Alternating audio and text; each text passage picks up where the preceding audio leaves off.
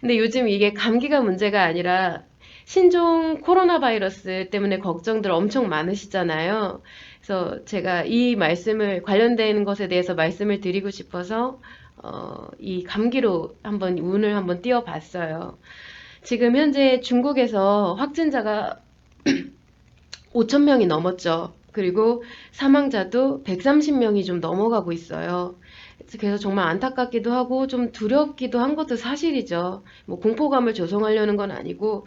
근데 여러분이 이때 한 가지 명확하게 아셔야 하는 점이 무엇이냐면 우리가 이제 사스 그리고 메르스 때와 마찬가지로 이 바이러스는 딱히 백신이 없죠.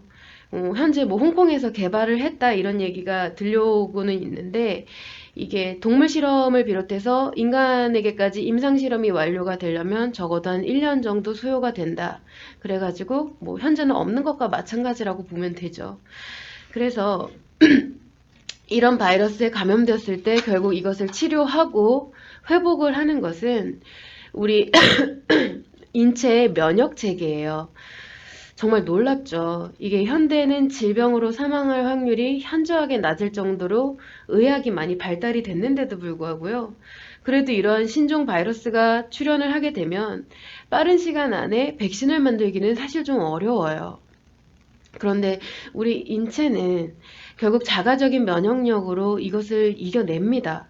뭔지도 모르는 새로운 바이러스를 이겨내요, 자가적으로. 그렇다면 바이러스에 감염되었을 때 병원에서 해주는 치료는 무엇이냐?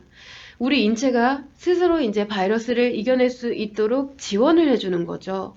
딱히 이 바이러스를 없애준다기보다는 그래서 에너지를 계속 공급해주고 어느 한쪽으로 과부하가 돼서 망가지지 않도록 인체가 망가지지 않도록 도움을 주는 역할을 해요.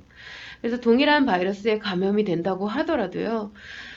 이 면역력이 떨어지는 분들이 미처 바이러스를 이겨내지 못하고 사망하는 경우가 많다라고 나와 있고요.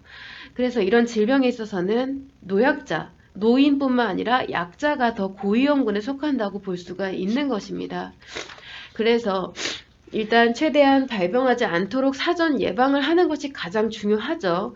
근데 그래도 어쩌다가 걸렸다고 하면 회복하는 것이 그 다음으로 중요한 것인데 이 회복은 자신의 체력 그리고 면역력에 따라서 개인차를 많이 갖게 된다는 얘기예요. 그래서 자칫 젊은 사람들은 어리고 이제 젊기 때문에 이런 부분을 간과할 수가 있어서 제가 이제 당부코자 이렇게 말씀을 드립니다. 이런 시국에 여러분들 다이어트 하시면 큰일 납니다, 정말. 절대 다이어트 하시면 안 돼요. 이 다이어트를 꽤나 오랜 시간 동안 해오신 분들은 아실 텐데, 식이요법을 타이트하게 하면서, 다이어트를 열심히 하는 중인데, 만약에 감기에 걸렸다, 그러면 감기가 잘 안 떨어집니다. 막 심한 감기도 아니고 단순한 이제 코감기, 목감기인데도 코감기다라고 하면은 이제 코밑이 헐어서 딱지가 단질 정도로 오래 가고요. 그리고 목감기다라고 하면 한 달이 넘게 기침을 해서 이제 뭐 혹시 큰 병이 아닌가 싶을 정도로 이제 가요. 그래서 제가 전에 어떤 모델이 했던 이런 직업적으로 다이어트를 하면서 했던 인터뷰에 대해서도 말씀을 같은 내용이 나와 있지만 왜냐면 몸이 어떤 바이러스에 감염이 되거나 아니면 외상 이렇게 뭐 생채기가 난다든가 사고를 당했다든가 아니면 피로감이 있다든가 스트레스가 됐든 뭐가 됐든 어쨌든 인체의 이 항상성이 무너진 상태가 되면요. 몸은 생존을 위해서 그 항상성을 맞추는데 무조건 에너지를 소모하게 되어 있거든요. 회복을 하고자. 그래서 이제 어르신들이 아프면 잘 먹어야 한다 하고 하는 이야기가 몸이 이런 자가적으로 바이러스를 치료하고 스스로 회복하는 데 있어서 그것에 대한 보조를 해줘야 되기 때문에 그런 얘기가 나오는 거예요. 그런데 이런 상황에서 내가 이제 극단적으로 다이어트를 해오다 보니까 극단적인 다이어트를 한 상황에서 한두 숟가락 먹으면 찌죠. 살이 다시 쪄요. 그래서 여러분들은 다이어트를 포기를 못하고 계속 지속하게 되고 심지어 운동도 합니다. 그렇게 되면은 여러분 만약에 아프면 운동 안 하실 것 같죠. 그런데 다이어트 중독에 들어가게 되면요. 몸이 아파 죽는 것보다 이 심적으로 불안해서 죽을 것 같은 것을 더 못 견디게 돼요. 그래서 강박이 그렇게 무서운 것이고, 어느 순간 이제 몸이 아픈 것이 일정 수준을 넘어가면 심리적인 부분을 넘어가서 당연히 몸이 회복을 하려고 하는데, 그 전까지는 어지간하면 이 몸보다는 심리적인 것을 따르게 되어 있을 수밖에 없는 게, 마음이 몸의 컨트롤 타워라서 그렇습니다. 그래서 우리는 아파 죽어도 일단 마음이 불편한 것보다는 몸이 힘든 게 더 낫다라는 거고요. 아무튼 그래서 이렇게 가만히 있어도 에너지가 소모되는 마당에 아플 때는, 거기다 다이어트까지 이제 하게 되면은 이 인식해서 들어오는 에너지도 제한해버리고, 그리고 추가적으로 운동으로 에너지 소모까지 더 해버리게 됐을 때 자신을 회복하는 데 쓸 에너지가 없는 거예요. 그래서 기초대사에 대한 것도 간신히 돌리게 되는데, 거기다가 바이러스와 싸울 에너지는 더더욱 얻게 되는 것이죠. 그래서 결국 바이러스랑 싸우면서 계속 비기던가, 비기면 계속 이제 주구장창 아픈 게 지속이 되는 것이고, 만약에 지게 되면, 바이러스에 지게 되면 이제 제대로, 정말 제대로 아프게 되는 거죠. 염증도 생기고 더 악화가 돼서 큰 병으로 확대가 되고 하면서 정말 자칫 생명의 위험을 이제 위험해지게 될 때까지 이르게 되는 거고요. 그래서 이제 젊은 날에 여러분들이 아주 쉽게 생각하는 것들이 있죠.